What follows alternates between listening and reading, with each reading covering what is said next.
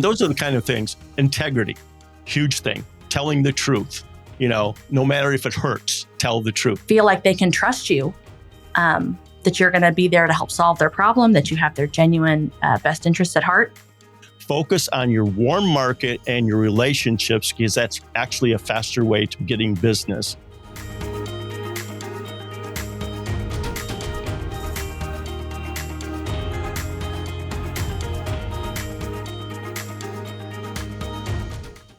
Hello, and welcome to the Liberty Spenders podcast. We are Kurt and Kristen Luidhardt, your hosts, co-founders of the Prosper Group, an agency that's raised over $500 million and helped elect over 100 members of Congress, 15 governors, 15 U.S. senators, and 1 president. And now, in addition to helping political candidates get elected, we are helping your business get elected by answering this question: what if you could exponentially grow your business by tapping into a unique and engaged audience that we call Liberty Spenders? Now, that is a growing audience of more than 76 million consumers. They spend over $5 trillion a year, and they're looking to buy from businesses and brands that align with their values. And you can learn more about that with our new book called Liberty Spenders. You can get it today at libertyspenders.com/free.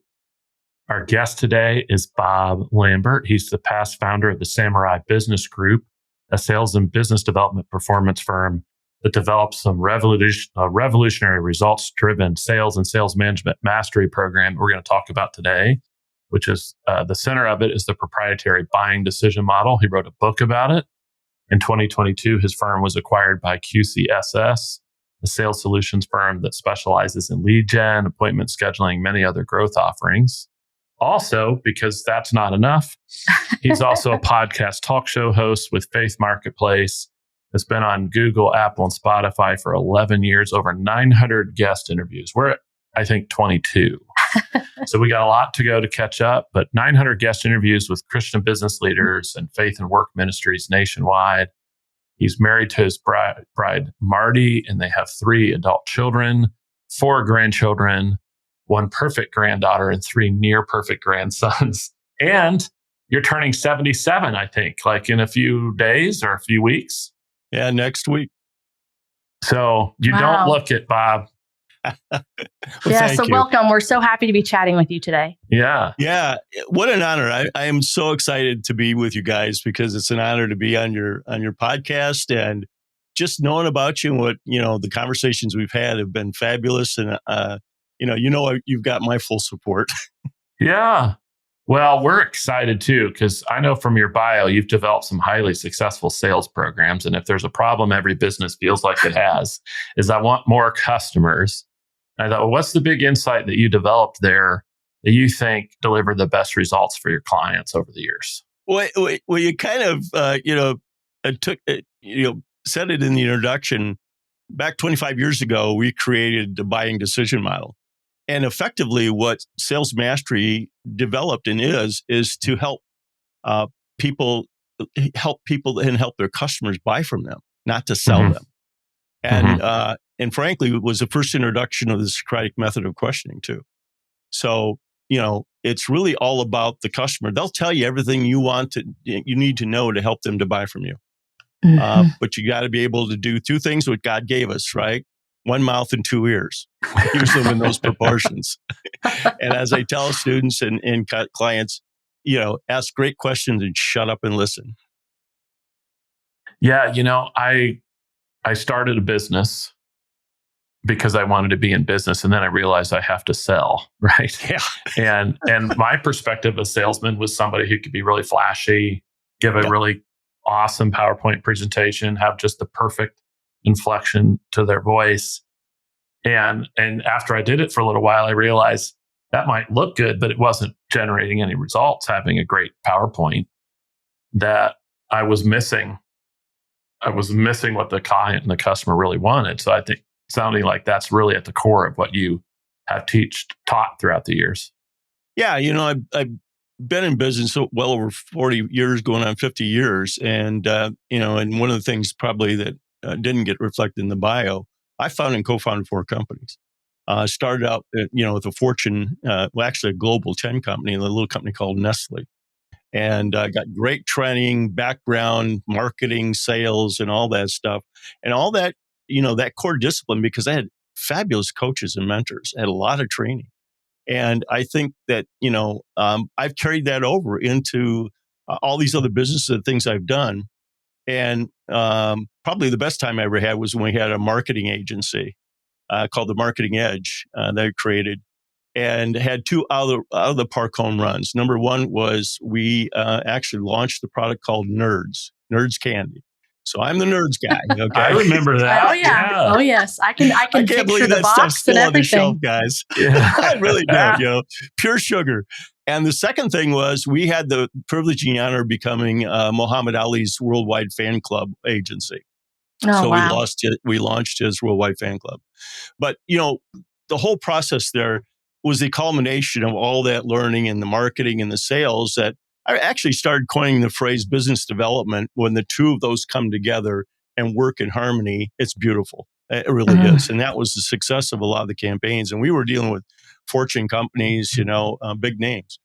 And that, the iteration of all that stuff led to the culmination of, the Samurai Business Group and Sales Mastery, and then buying decision model and all that stuff. So, Well, and beyond that, because you touched on that, but beyond helping people know to listen to their clients, you just touched on how you built out this whole model. Can you tell us a little bit more about that? yeah, it was a combination of learning. Unfortunately, my partner that I had is deceased now. We lost him 7 years ago, and Dan and I put together a curriculum with all of the good things that we had through all of our training. We both had a lot of training and tremendous stuff. And also, Dan had a lot of global experience working in turning around failing companies. And one of the things that he noticed and I noticed that was a constant all the time of failing in sales organizations was they talk too much. And also, it was about product and services. And that's great. You need to have that information, but we got over in the side of actually human interaction and soft skills. And that was the thing was missing in a lot of the stuff we saw. And so that's, buying decision model really emphasized that. It was 5 easy steps. Everybody goes through it. Every time I took people through them out, yeah, I do that when I make a decision. So why this shouldn't be complicated. I think we've overcomplicated too many things. And now it's so dispersed across so many platforms.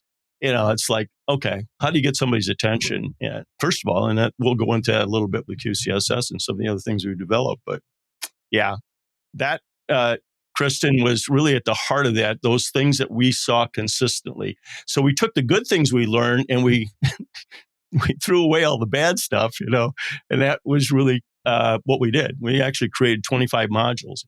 And we also had the privilege and honor of being only one of two companies in DePaul's Center for Sales Leadership curriculum, both at the graduate and the undergraduate level, that they picked that buying decision model as being a part of that curriculum. We used to lecture down there, and Harvard Business Review came tapping on their door, did a big expose because of what you're teaching sales in college. And all of a sudden that thing went viral, and WSJ picked up on it. And over what happened was a lot of these schools that had curriculum started landing on DePaul and say, hey, what do you got? What do you got? Well, that was the first thing that they sold to people. Over 36 college universities are using it now in their sales curriculum. So, Well, that's such an incredible accomplishment. And when you think about the skill set, you mentioned soft skills and how that needs to be developed. Just like Kurt said, people think you need to be flashy or, confidence does matter. But I remember even going through some additional training and being told, actually, maybe you should try to look a little not put together. And, and I remember teasing Kurt at the times, well, that won't be too hard for you, honey, He's a very down to earth kind of nerdy guy. So it's, he doesn't have to work at that. But just being down to earth, right? And just being genuinely interested in the other person.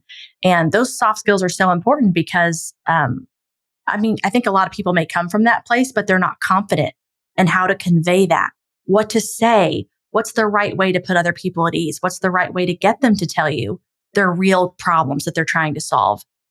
Because none of us want to admit we don't have everything figured out, right? And so in business and in sales, you have to come from that place of service and try to help your prospect or your potential customer feel like they can trust you, that you're going to be there to help solve their problem, that you have their genuine best interests at heart, and that you have a solution for them. So that's really tremendous that more of that can be learned at the college level, because it's a skill set that is needed. I don't care what industry you're in, what your career path is. We can all benefit from those skills. Yeah, there's an anonymous saying that goes around, and I know you guys have heard it too. People don't care how much you know until they know how much you care. The way to really show that you care is to listen. Mm-hmm. That builds trust. Asking great questions builds trust because it allows people to have to think. And once you get people thinking about, an issue, they uncover stuff. They'll discover stuff for themselves. You help them discover. You're going to discover stuff. But it's all about that conversation. And we've gotten away from it, unfortunately. Mm-hmm. Anyway. Well, I know you mentioned it. You've sold 4 different companies. Mm-hmm. Last one you sold to QCSS. So how did that all evolve? Particularly in the last deal. I mean, a lot of people in business dream about that, right? Mm-hmm. Creating, selling, let alone to do it more than once. So what did you learn through that process? How did that all evolve? Well, that was God's doing. I'm not going to take credit for it any other way, because Kathy Carbess is with the CEO of QCSS, and Karen Hall, her partner. We've known each other almost 30 years. And we actually helped their company with their SDRs to give them training. They went through our management program and all that. So they were very, and actually Karen had gone through our entire program. And so they were very familiar with what we did. We were very familiar with what they did. So we usually was having a quarterly lunch or something like that. Then the pandemic hit, and I hadn't seen Kathy or Karen for about 2 years. And so I put a call in and said, hey, look, let's get together for lunch. And Kathy was available, so we went to lunch. And I got to tell you, I just wanted to hear about what's been progressing that I didn't know about in their business, and was phenomenal. Some of the stuff that they were going through. As you can imagine, COVID really hit their business very hard. Mm-hmm. And so, how they came through that.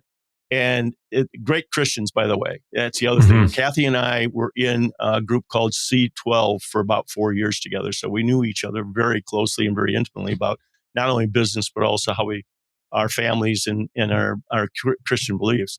And so we're sitting there, and I'm catching up with her.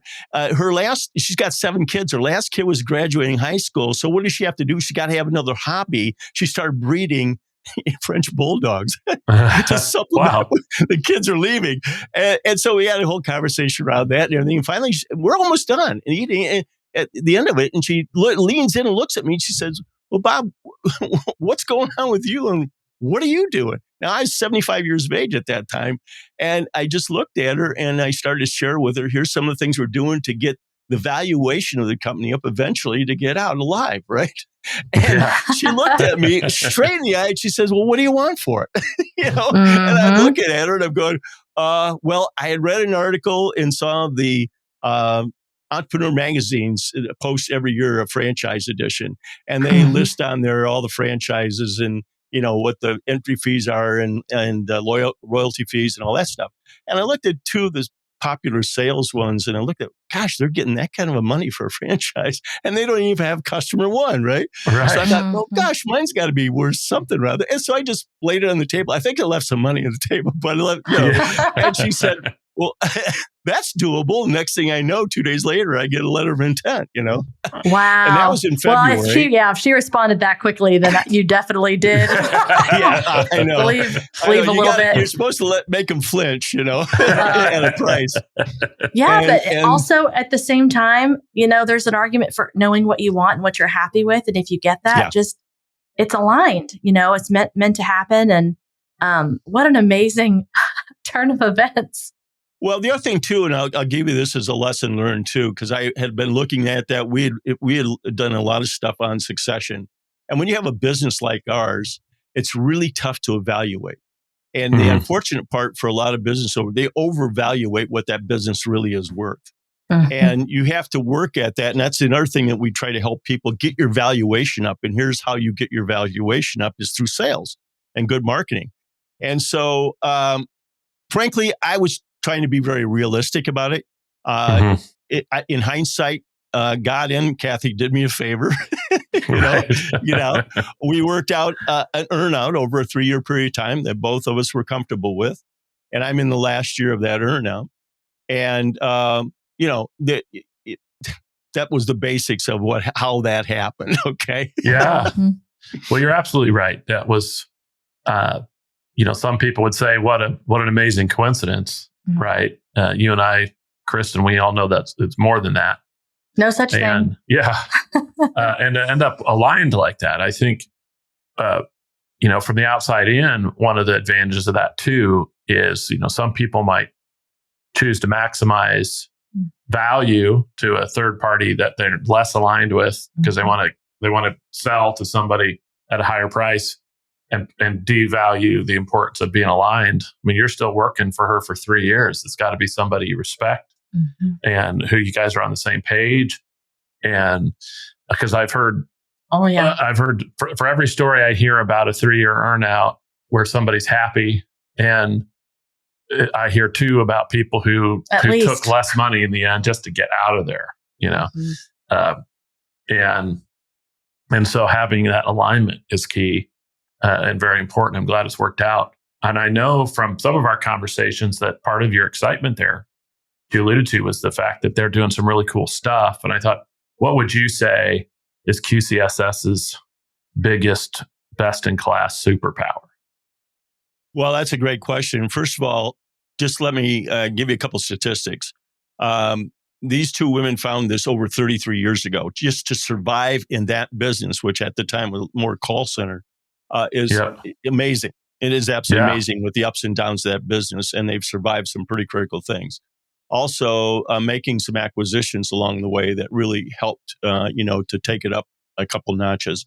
And one of the last ones we did was last December. It took it up a whole big notch, involving much more technology and all that. And I'll share that with you. But the other thing too is in that industry is tough because notoriously it's 100 to 200% turnover a year. Now, can you imagine running a business where you're losing all your staff or twice your staff once a year? Yeah. They have a track record. Their average SDR in this company has been with them 2.7 years. Wow. And that's very telling. And that's not because they're overpaying them. It's because of the leadership, how they're being treated, the values that we have. That shows up big and why people stick around. So, those are the two critical things I'd share with you. The other thing too is, and again, this is not to disparage anything, but they're all U.S. based. So most of their SDRs are predominantly from a 5-state region, Midwest, and speak Midwestern English. People, have experimented with a lot of things. And again, no disrespect to out of country, but people are starting to say, hey, look, I think we've all experienced those times when we've had somebody from a different culture, on the phone, and it's hard. It's hard to get, that alignment. So those are a couple of things. The superpower is this, what they put together. I believe, and we've looked at it a little bit, nobody else has done. Number one, when we bought Sales Gig, that put us in a whole different category through LinkedIn. And they had a waterfall process. So they message somebody, invite them to come into LinkedIn. And if you raise your hand, that starts a waterfall process of messaging through LinkedIn. But also, if there's not a response, it drops down then into email.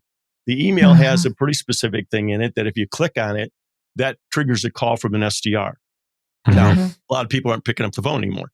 So that helps, what we're really very excited about is the response we're getting from the voicemail messages. People are calling us back. And then also another thing around that is that we know through studies that over 70% of people that engage with a prospect have never been trained properly. They don't really know how to do a discovery conversation and how to try to get it over the goal line, successfully to conversion. So we offer that because of the Sales Mastery Program. We offer that kind of training. In addition to that, because we have another car company that we bought many years ago, they're very successful doing handwritten cards and letters for fundraising and donation. We're adding that into the queue as far as getting to a prospect. So if you can imagine, now through LinkedIn, through messaging, through email, through phone calls, triggered calls, helping them to understand how to properly and very effectively do a discovery call, but we're also hitting them with handwritten notes and letters, So Right. I think that would be a superpower. Yeah. Yeah. Well, it sounds like just a well tooled process. And if you add to that or multiply that by staff who are well trained and who can represent your brand, those are that's a very powerful combination. Yeah. Well, and we all know lead gen in some respects has become such a ubiquitous business. I get, a dozen emails a day from folks who send me a quick email, said, how excited would you be if I sent you 25 prospects on commission only? And so it becomes to outside looking in, well, this is a very commoditized kind of business. Yeah. So being able to do a bespoke process like that, where, well, we're not just sending LinkedIn messages, we're not just sending cold emails, we're not just a call center, we're all of the above. Yeah. And we've incorporated really intimate touch points like a handwritten letter, which nobody gets anymore. Yeah, right. Exactly.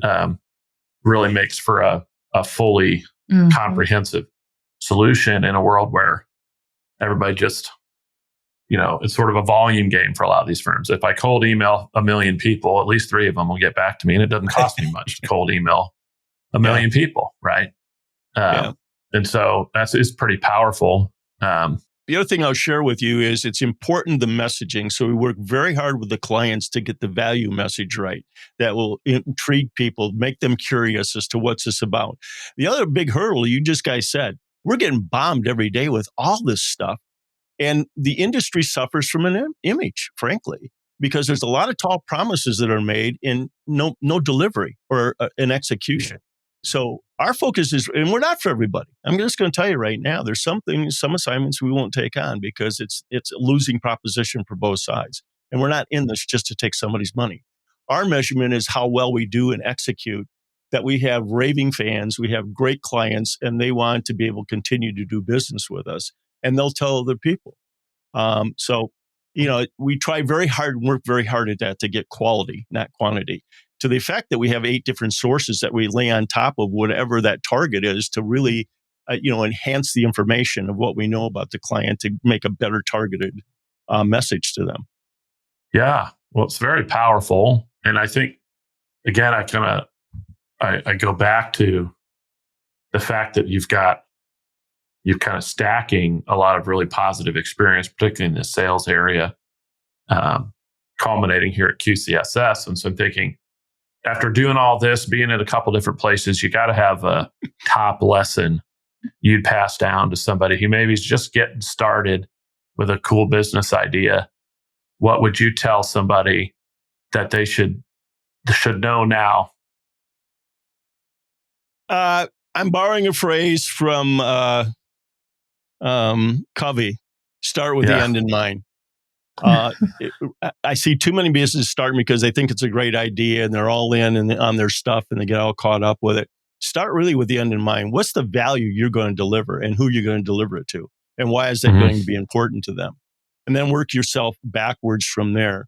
The other thing too, because I get this question a lot because I've kind of been a serial entrepreneur. Bob, with all that stuff you've done, what advice can you give? One of the things I share with them is get great professionals up front when you got some money to pay for them. Because I got a lot of people coming up to me that are broke, and I can't help it. I'm not, a not-for-profit. So, and I've helped a lot of companies. Believe me, I have a lot of empathy for entrepreneurs and small businesses because I've been one of them, and I know exactly what that's like. And you got to bootstrap stuff, and you guys know that too. So, get great. First of all, get yourself a great CPA. Get your financial house in order and understanding how that all works. Because a lot of people aren't educated in that start businesses and don't really understand how a company makes money. And if you're going to have employees, also educate them on how the company makes money. The other thing is to get great legal help. Don't wait till last minute. You never know what's coming in such a contentious and litigious state that we're in now. You never know what's going to happen. I've had some of those experiences. The other thing is coaches and mentors. I've had great coaches and mentors. I invest in that. So my guidance is invest in yourself. Be able to get smarter, faster. And those are the kind of things. Integrity, huge thing. Telling the truth. No matter if it hurts, tell the truth. If you make a mistake, tell people. Don't try to cover it up or hide it or any one of these other things that's being done. And just be sincere. I think you hit it on the head, Kristen, when you said, be yourself. Be authentic. People buy into that when you're authentic, when you can be self-deprecating, you understand, you have humor sells, and storytelling. That's another thing. Tell a great story, that people can identify with, even if it isn't directly related to them. Really understand, and again, don't fake it. Make it real. Yeah. Well, I tell you, I could put all of that, as you're saying that, I could put all that on a nice printed sheet and frame it and give that to any business owner because it is brilliant. It shows your wisdom through the years. And even as you were listing each one, I was thinking of what would the next one be in my head? And you just kept hitting and adding ones that I wouldn't have thought of. But something you said earlier when you got to mentors and coaches, I thought, amen, just preach on that because something that, just speaking for myself, took me years and years and years to realize. It's been said, you can't lead further than you've gone yourself. That is just so true. And you really do need that. In business ownership and as an entrepreneur, we are often limited by our own psychology, by our own mindset. And it's so easy to think that it's all skills based, that it's just, well, if I just knew how to do that, let me learn. And that matters. But the vast majority of it is all psychology and mindset. And so those mentors and coaches are so valuable to help you better see yourself, to be a good reflection, to ask you important questions that help you to ponder and think and grow. So your advice on personal development is just so, it's been true in my experience. And even to what you said earlier about, when you have the money, hire good professionals. I would argue, find a way to hire them, even when you can't, when you don't think you can afford it, because thinking that if you wait until you have that figured out, sometimes that doesn't materialize, at least if you're starting out. And that's another very valuable lesson that I've had to learn and just put into a quick catchphrase. It's often who, not how. And so a lot of times you're figuring out, well, how can I solve this? And it's who. It is almost always a who answer. And so to your point, you can bootstrap and you can do a lot of those things yourself, and you absolutely should. You should be willing to hustle and just work and put in a lot of sweat equity. But know when you don't know what you're doing and find people that do. You can save yourself a lot of heartache, time, hassle, frustration, and just getting those things solved. And you said some things really powerful, but a lot of people don't know this. At the height of his career, Michael Jordan had 7 different coaches around his life. And why would a guy that successful, the best athletes in the world have coaching, because they spoke into him in a lot of different ways in his career. The other thing that I let out, which is an extremely important factor for a new business or entrepreneur, create a valuable network. As with your coach, Charles Bird, I love this guy. When I saw an interview with him, and I thought, oh my God, this guy is like looking in a mirror. I've been a entrepreneur and a networker ever since I lost my first job, back in a 10-year career. And I learned real quickly, that's, to your point, it's about know who, not know how, and working through other people's networks and all that. I preach and coach this all the time, and especially in relationship to cold prospecting. We can offload that to other people. People that are experts that do this day in and day out. Focus on your warm market and your relationships, because that's actually a faster way to getting business than spending all that time. It's amazing how much time people waste doing, prospecting and cold calling and cold emailing and all that stuff. When if you just focused on your core business and people that you know and people of influence, how much greater the return on that investment is. Well, and you can just feel like you need more motion. and, the phrase mistaking motion for progress. And Yep. sometimes when you're nervous and you don't know what to do, you just do anything you can think of, even if it's not very strategic or effective, because it just makes us feel more confident, which is, again, all in here. It's all up in your head. It's all psychology. Yeah. Well, I think you gave a good answer with some good advice. I like to ask sort of the same question, but an opposite way, because I get an interesting answer. If you could, looking back, if you could cancel one decision you made, roll back something and do it differently, is there one that comes to mind? Well, there's many of them. In my career, It's a trick question. Very hard to learn from those things, because the old adage, you make mistakes, shame on me once. You make the same mistake, shame on me again. But I probably the one that resonates the most is my choice in partners. And to your point earlier, being equally yoked is incredibly important. We talk about that in our Christian faith, being equally yoked to our partner in life, but very few people understand how important it is to be equally yoked in business, have the same values, have the same things that you do together. The trust factor is huge, and that's what I would tell you is if I had to do over, knowing what I know now, okay, that would be one of the things that I would look at differently. Also getting great financial advisor advice. It's one thing to make money. It's another way how to make your money, your money make money. And that would be another one that, even though I made a lot of money, I've lost a lot of money. So it's, because of my stupidity, not, anything other than that, making bad choices. So, but that's life, that's how we learn in life, nothing's perfect and we're not perfect people, but, I think if you can not repeat it, that's really important. Yeah. Well, I get you there. I have a couple of investment decisions I wish I could have rolled back. This is it, Kurt. This one's gonna hit. Yeah, there you go.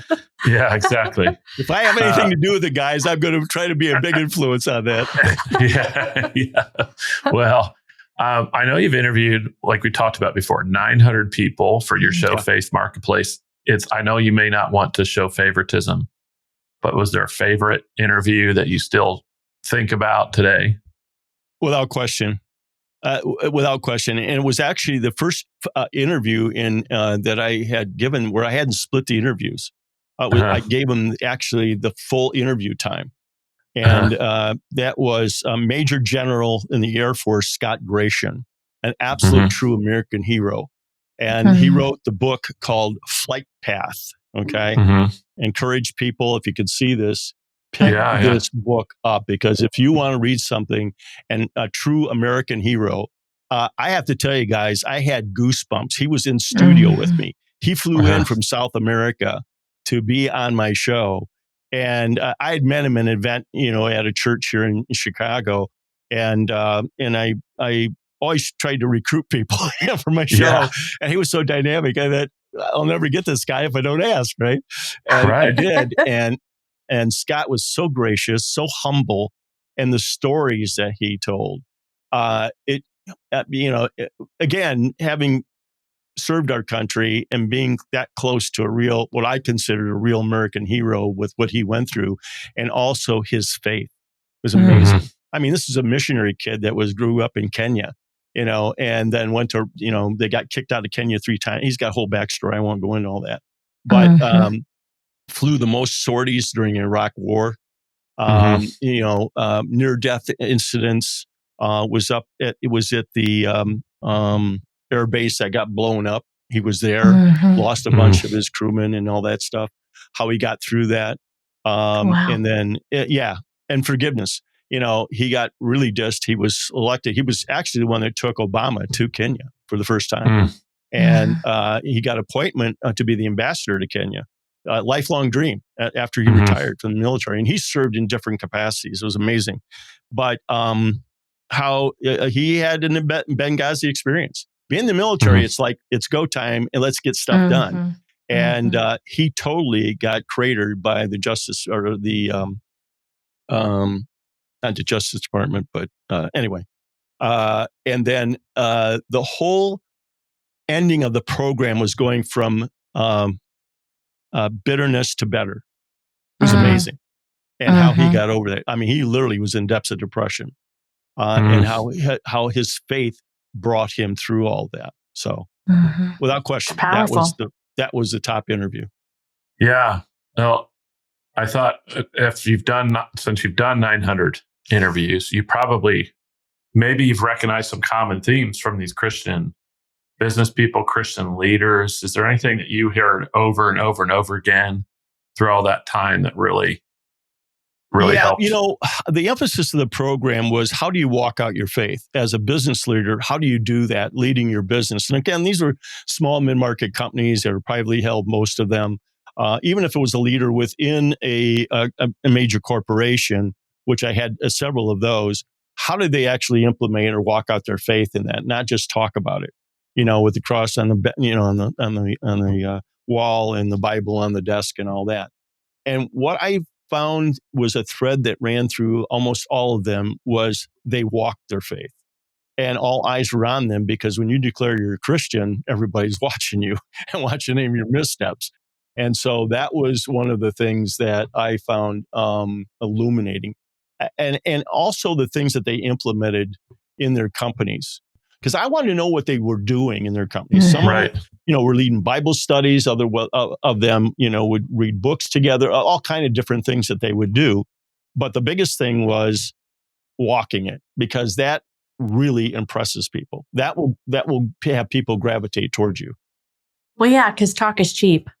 And people can really know your spirit just by how you treat other people, how you carry yourself, and how you respond to struggle and obstacles. I know for me, it's that's when I feel like, okay, am I living out what I say I believe? So when the chips are down and things are difficult and challenging, am I still joyful and confident in the Lord's guidance, or am I lashing out and and being bitter and frustrated? So I can appreciate that. Absolutely. I'll give you an example really with QCSS. We had a team member whose apartment caught on fire, and she had 2 children, divorced, and wiped out everything she had. And we went right into, Kickstarter mode within the company. We raised money within the company to be able to take and put her in a new apartment, get her furnishings, get clothes for her kids in a matter of days. And that was absolutely spirit-led, that you do those kind of things instinctively. And then also giving back in many, many ways. But yeah, so.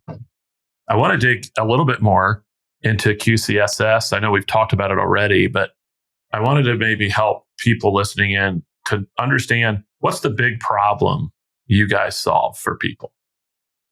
Well, not to overstate it, to what I said earlier, really effectively is we're really helping people to leverage their time better. When it comes to this thing called prospecting, everybody hates it. I don't know any successful salesperson jumps up in the morning and says, "Man, I can't wait to get at 100 emails and 50,000 calls and all the rest of that stuff." Most of the successful ones that I know don't do it. It's just that simple. They've learned, from over the years, as I did, you are much more successful building a network, a great valued network. And it's also about give first. A lot of people don't understand that. One of my favorite books is The Go-Giver. Bob Berg, I've seen him a number of times. And he wrote his original book, which I made an absolute study of, was Endless Referrals. Another one by the name of Keith Ferrazzi, Never Eat Alone. So I'm big on, creating network. I've established networks here in Chicago. We had a very exclusive one for 23 years of just business owners, high-level business owners. And so the fruit of that is just amazing. It really is. So I would share with you that what we're doing at QCSS is the other side of that, is creating those kind of relationships and trying to help people. Like I said before, we're not for everybody. We want to be able to be successful for our clients. That's what drives us. Execution. If we screw something up, we're going to make it right. And then the fact too that we are WBENC certified, women-owned business. And like I said before, faith plays a lot of part in this as far as the integrity and how we approach things, guys. And with that, I would share with you because of the fact that Kathy and I had been together in C12, which is really working on your business and studying your business as a business owner. One of the things that really turned my whole life around was the impact the average business owner can have. In that process, we knew we had influence over about 1,500 people. When you look at your customers, you look at your vendors, and you look at your employees, and that's bigger than most churches. So how are we having kingdom impact out there? And that is basically through the values, our values that we have. And that is Christian values, deliver on promises, honesty, adhering to the golden rule, and measuring our moral fabric by results we achieve with our employees, clients, and partners. I don't think it get more succinct than that. No. Well, I love that perspective because I haven't thought about that. Those 1,500 people between your employees, customers, vendors. That's powerful. Yeah, and the other thing about that with QCSS, core focus. I think this is really important because a lot of people lose focus, in their business, and it's easy to do. You're chasing the latest little thing, right? There's a squirrel. Yeah, okay. But helping people become their best, creating jobs, and feeding families. You think about that hits right to the core of a responsibility as a salesperson. When I was a salesperson, not only in my businesses, but I was the lead guy. I was doing the business development. I found it when I had an employee that I was responsible to feed those families. I didn't take it lightly. It wasn't about what I got out of it. Certainly, I wanted to be able to be rewarded for my efforts, but also I had to be thinking about the fact that I got to deliver for these people. And that's again what I love about this, about being equally yoked. These core philosophies, these core focuses on what we're doing. So with that, and for people that are listening or watching, do you have an example you could share with a client or even anonymous that can help people visualize and understand the results that you helped them achieve? Yeah, boy, we had a great one. We had a 3-year run with a company here in Chicago. It was MSP. I don't know if you've heard that term, managed service provider. And they were very, they learned to take over the technology for a company or they enhance it, right? And this company came to us. I had a previous little bit of a stint with them, but in 2020, they came to us and they said, "It's time, Bob. We got to get this together," because they were basically selling features and benefits and products and services. They weren't selling solutions. They didn't even know they were scared to death to go to the C-suite and have those kind of conversations. They were selling too low in the organization and they had great product service offering, but they just were pulling it off. So we started with them in 20. They were about a $10 million company. Their goal was to be, a $20 million company in 3 years. That was the goal. In 21, we hit $20 million. In 22, we hit $30 million. And last year, we hit $40.7 million. Wow. I won't take credit for all of that, but I doggone will take credit for the training all these people got. And we have a different approach when we walk into a company like that. We look at anybody that touches the customer as in business development. And because the curriculum is set up in modules, we can pick the modules that fit the responsibility or, what the role is for that person. Certainly, the outside salespeople get the majority of that. Inside sales, customer service, marketing. I've even been in the accounting department of companies because they touch the customer. And it's the results of that were phenomenal. You could just tell from the lift that we got as far as their sales. All their salespeople crushed their number. Their top sales rep in 20 was female, was making $250. She just crushed it at $1 million in comp last year. And again, scared to death to talk to C-suite. We got her over that hump so that she could really deliver value, have a great succinct conversations to C-suite people because that's what they want. They don't want to hear a bunch of fluff or a bunch of junk. They want to hear, what are you going to do for me? Because keep in mind, that's what everybody that you're selling to wants to hear. What's in this for me? WIIFM, my favorite radio station. So in that example, because you've mentioned about the training and the modules, was it leaning more towards that or was it still more in lead generation or a combination of both? So that you're helping to kind of boost the lead gen and then training. Yeah, it was a combination of both. We did, two ways. We really swung the lever there to being them focusing more on the relationships they had, building those relationships, upselling, cross-selling to current clients, getting up the food chain as far as the people they were talking to. I'll tell you a quick story. A young lady that was in customer service, she really took it to heart. She was a great student. And so we trained her in a couple of these skills, discovery conversations, value, and also understanding who they were talking to. Okay. Well, customer service people have a tendency, at least in this company, to build really strong, deep relationships, but they don't poke their head up. They're trying to solve problems. They're trying to, do that. And so she did. And she just asked a couple of great questions that we had been coaching her on. And all of a sudden, her counterpart at the company said, well, yeah, we got these new initiatives. We're going to do this and do that. The outside rep had no clue to any of this stuff. So she found this out, discovered it, threw it over the fence with him, did what we, in the discovery conversation, pulled out apparent reasons and some compelling reasons. And all of a sudden that became a $300,000 piece of business that they would have never gotten. Wow. Yeah, it's the communication. Of course, I went back to the company and said, "You better see. She better get a little something out of this, right?" And I went back to the highly compensated rep, and I said, "I better hear you gave her something more than a Starbucks card." Yeah. I really evangelized her to step her up. She should have gone into, I believe, as a trainee into sales, and they ignored me on that, unfortunately, and she left. She's knocking the ball. She is knocking the cover off the ball with the company that she left to go to. Wow.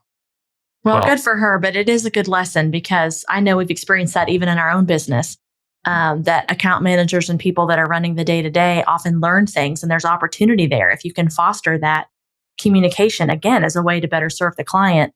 And the other piece of that, it's a lot easier to sell more to your existing customers than it is to find new ones. And I think that's often something that gets overlooked by a lot of business owners as we are constantly chasing new people. And if you stop and think, what more can you do for the people that you already have? And how can you cultivate those relationships? So that's an amazing story. I'm so glad. Well, it's Pareto's law also.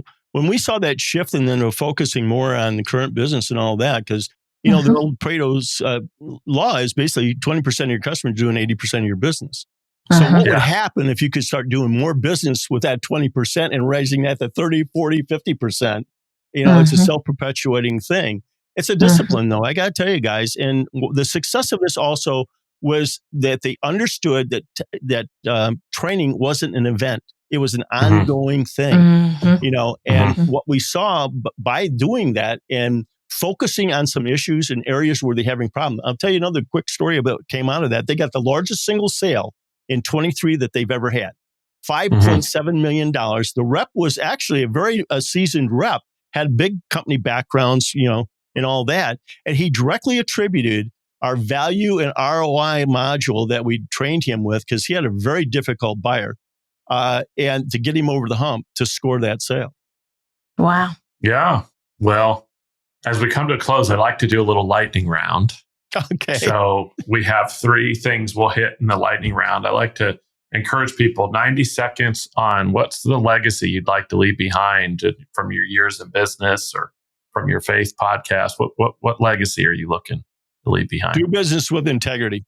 I want to be known as a guy also that helps people as a networker, because a lot of people have come back to me and sung my praises. As a matter of fact, I got very my face really got reddened by one guy that I didn't know I had an impact on him in a podcast. We were in a group thing and started singing my praises, and I was flabbergasted to all these things that he felt I contributed to him.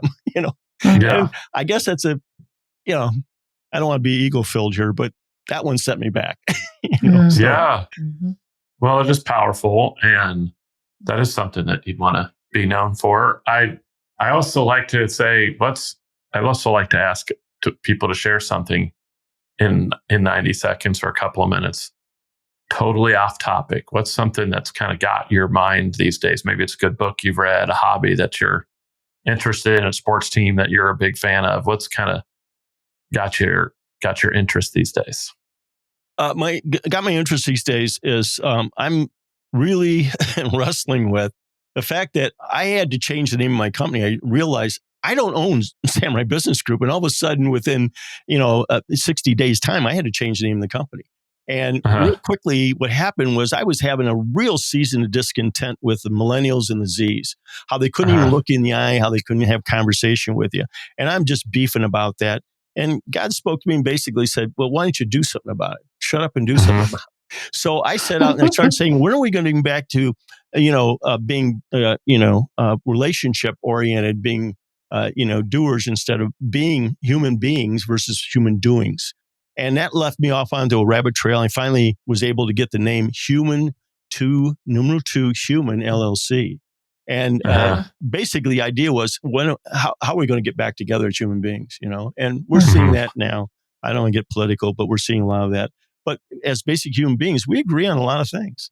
So anyway, that is what I'm wrestling with now. What is human to human? What can I turn that into that will serve God and serve other people? Well, we will stay tuned. Yeah, that we will. That we will. Well, and I know we've talked a lot about it, but I always like to get a good 60-second pitch for QSCC. So if you could do a concise one, what is it? We help people get more business, simply put, and through the training, through working with clients specifically on their messaging so that we can get people's attention, draw that attention to them.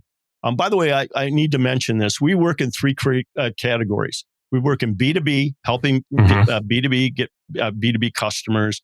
We work in fundraising, not-for-profits, and for donations and fundraising. And we also work for associations and helping them to get members, get renewals, and promote their programs. Well, I love it. And I think we got a ton out of our time together. So thank you for joining, Bob. If you want to hit him up, you connect with Bob on LinkedIn at Robert J. Lambert. Or I'm sure you could hit him up if you dial into QSCC. QCSS, QCSS. I've managed a whole podcast getting that right, and at the very end, I did it. Yeah. Well, we just really appreciate your wisdom that you shared with us, Bob, and I think you should keep mentoring. Your comment before about being surprised that somebody felt like, or that they shared that you'd made such an impact, that doesn't surprise me one bit in just our short time together. So I encourage you to continue to do that, because for so many people, when they get to a certain age, can look forward to retirement and sailing off into the sunset or something, but you have so much to give and so much to share and to educate. So I'm glad you're continuing to do that. Thank you. Thanks for being with us. For those of you tuning in, we appreciate your time. We invite you to join the Liberty Partnership community at libertyspenders.com. And additionally, you can learn more about our new book that's just being released, and you can get it today at libertyspenders.com/free. Until next time.